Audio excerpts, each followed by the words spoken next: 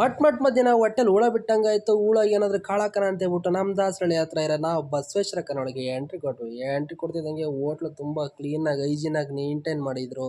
So ಸರಿ ಆಯಿತು ಅಂತ ಹೇಳ್ಬಿಟ್ಟು ಹೋಗಿ ಬೋರ್ಡ್ ನೋಡಿದ್ವಿ. ಬೋರ್ಡಲ್ಲಿ ಶೇಂಗಾ ಹೋಳಿಗೆ ಅಂತ ಸ್ಪೆಷಲಾಗಿ ಕಾಣಿಸ್ತು, ₹30 ಅಂತ. ಸರಿ ಆರ್ಡ್ರ್ ಮಾಡಿದ್ವಿ. ಆರ್ಡ್ರ್ ಮಾಡಿ 5 ನಿಮಿಷಕ್ಕೆ ತಂದುಕೊಟ್ಟ.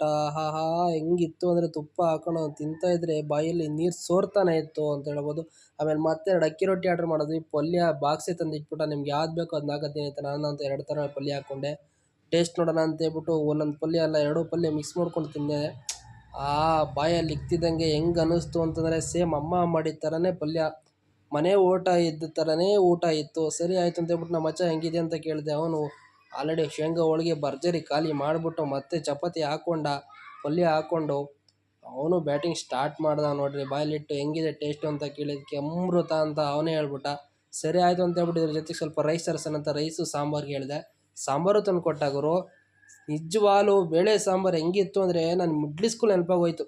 ಆ ಮಿಡ್ಲ್ ಸ್ಕೂಲಲ್ಲಿ ಮಧ್ಯಾಹ್ನ ಹೊತ್ತು ನಮ್ಮ ಶಾಲೆಯಲ್ಲಿ ಮಾಡ್ತಾಯಿದ್ದ ಅಡುಗೆನೇ ನೆನಪಾಗೋಯ್ತು. ಆ ಥರ ಟೇಸ್ಟ್ ಕೊಟ್ಟಿದ್ದ. ನಮ್ಮ ದಾಸರಳ್ಳಿ ಹತ್ರ ಇರೋ ಬೆಸ್ಟ್ ಊಟ ಅಂತಲೇ ಹೇಳ್ಬೋದು ಈ ಬಸವೇಶ್ವರ ಕನವಳ್ಳಿ. ನಿಜವಾಗ್ಲೂ ನೀವು ಒಂದ್ಸಲಿ ಬಂದು ವಿಸಿಟ್ ಮಾಡಿ, ಟೇಸ್ಟ್ ಮಾಡಿ ನೋಡಿ, ಆಮೇಲೆ ನೀವೇ ಹೇಳ್ತೀರಾ ವಾವ್ ಅಂತ. ಇದೇ ಥರ ಇನ್ನೂ ಹೆಚ್ಚಿನ ವಿಡಿಯೋಗಳಿಗಾಗಿ ನಮ್ಮ ಪೇಜ್ನ ಸಬ್ಸ್ಕ್ರೈಬ್ ಮಾಡಿ, ಲೈಕ್ ಮಾಡಿ, ಶೇರ್ ಮಾಡಿ, ಕಮೆಂಟ್ ಮಾಡಿ. ಧನ್ಯವಾದಗಳು.